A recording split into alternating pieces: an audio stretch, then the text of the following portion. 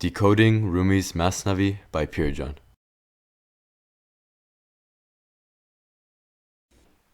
Part 3. How the companion of Jesus, on whom be peace, entreated Jesus, on whom be peace, to give life to the bones. Regarding the discussion of consciousness in the story of the companion of Jesus, we mentioned that in order to understand the spiritual and inner flows, we must first empty ourselves. If we become aware of our own emptiness, the flow of existence moves within us. In Iranian mysticism, thought never means intelligence, nor even superior human ideas.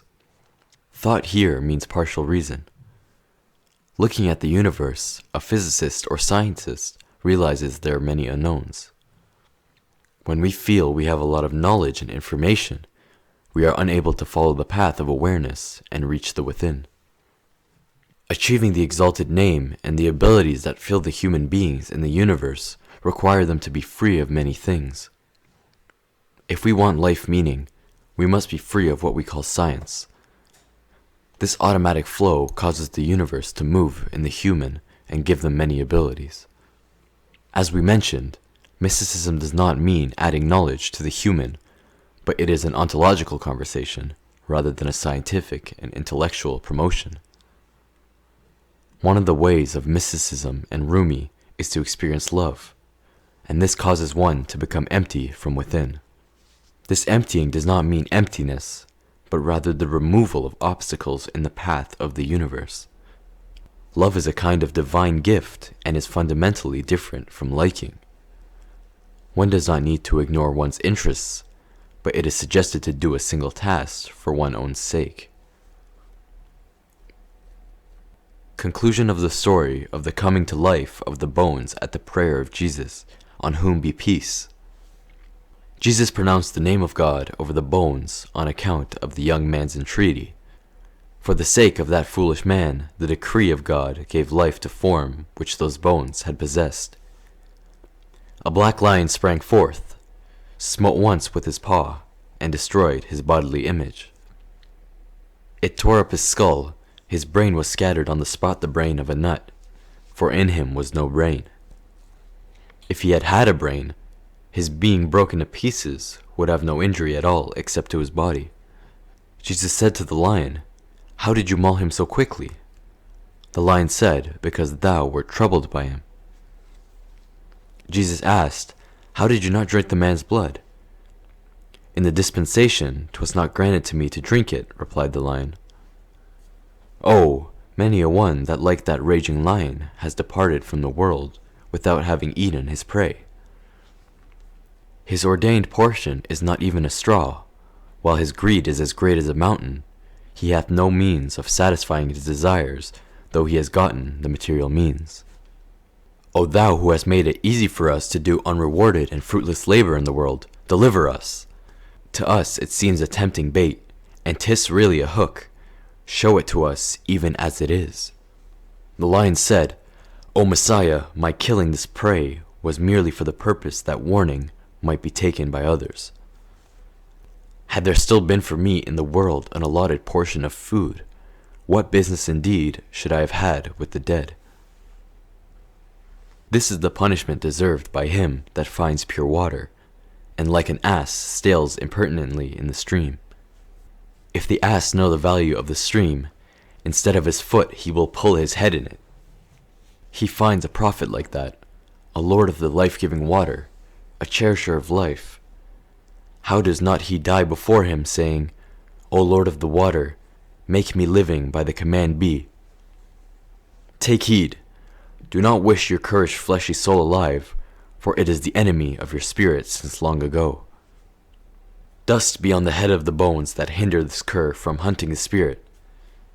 If you are not a cur, how are you in love with bones? Why are you in love with blood like a leech? What sort of eye is that hath no sight, and gets nothing but disgrace from the tests to which it is put? Opinions are sometimes erroneous, but what sort of opinion is that is blind to the right road? O eye, thou makest lament for others. Sit down a while and weep for thyself. The bow is made green and fresh by the weeping cloud. for the same reason that the candle is made brighter by its weeping. Wheresoever people are lamenting, sit you there and lament, because you have a better right to moan than they have, inasmuch as they are concerned with parting from which what passes away, and are forgetful of the ruby of everlastingness that belongs to the mine of reality. Inasmuch as the stamp of blind imitation is as a lock upon the heart, go, scrape off its lock with tears, inasmuch as imitation is the bane of every good quality, imitation is but a straw, even if it is a mighty mountain. Imitation is the pest of every goodness. If we want to understand justice in the sense of the universe flow, as well as the awareness and science, we must achieve superior goodness. Justice in the universe is different from what we define. Imitation causes our understanding of the justice of the universe to be incomplete. In the Rumi language, there is both imitation and contemplation. Contemplation means to study for a certain case, but imitation is a duplication of the same contemplation as its results. Many authors have written about love, but they may have never really been in love. Anyone who has reached the core of a subject no longer imitates. There is a superior understanding in the universe, but since we understand words by others' definitions and imitating them, we fail to understand this. If a blind man is big and choleric, deem him only a piece of flesh, since he has no eyesight. Though he speak words finer than a hair, his heart has no knowledge of these words. The thought is old and moves between the past and future. It is not a living creature living in the moment.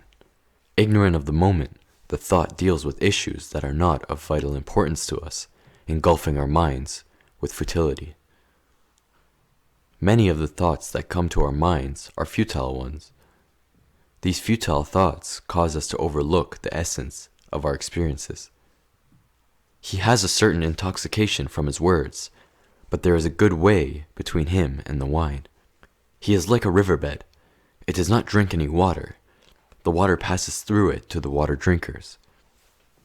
Imitation makes human beings a river not benefiting from water. One has to take the water and not care about the river. The water does not settle in the riverbed because the riverbed is not thirsty in water drinking. Like a reed flute, he makes a piteous lament, but he only seeks a purchaser. The imitator in his discourse is like a professional mourner, that a wicked man has no motive except cupidity.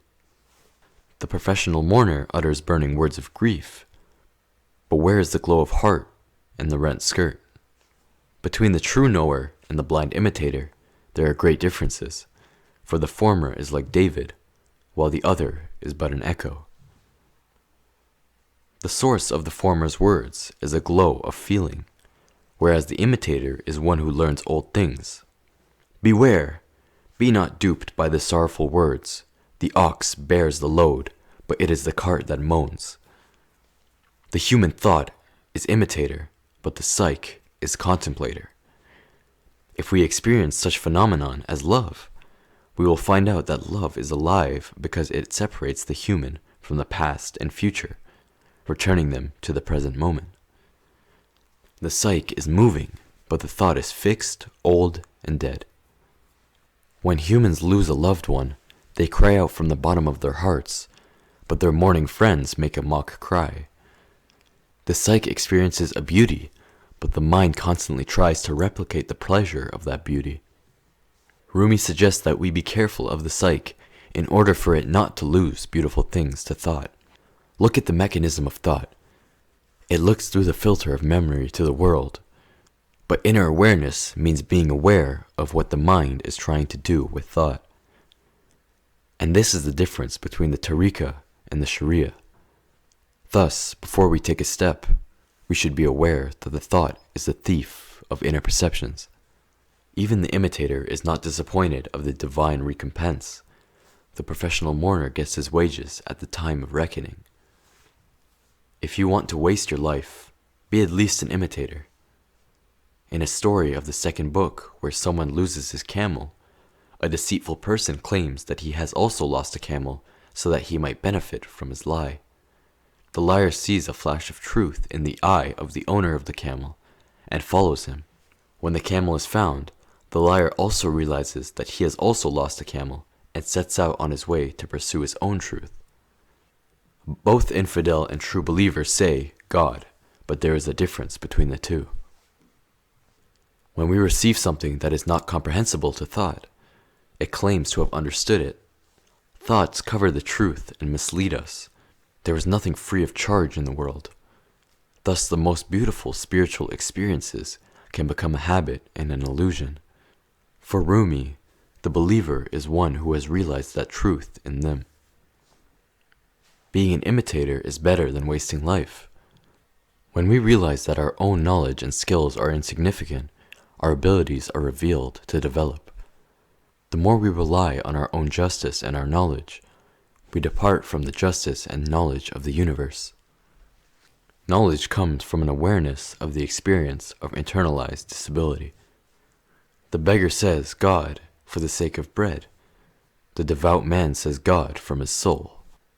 If the beggar distinguished from his own saying, neither less nor more would remain before his eye. For years that bread seeker says God. Like the ass, he carries the Quran for the sake of being fed with straw. Thought gradually pollutes perceptions of the psyche and causes harm to human beings. Money and convenience are not bad things, yet the human seeks them for identity. The companion of Jesus wanted to gain the power to resurrect the dead, to satisfy his will to power. We need to know the purpose of pursuing spirituality in God. Do we want a stronger identity and self, or is it a mere search for the truth? Wisdom dictates that we never demand something as long as we cannot handle it, because we have no idea as to how to use it. Jesus is the symbol of the perfect man, and the fool is the one who lives in his ego. The exalted name symbolizes consciousness, and the bones symbolize the human soul.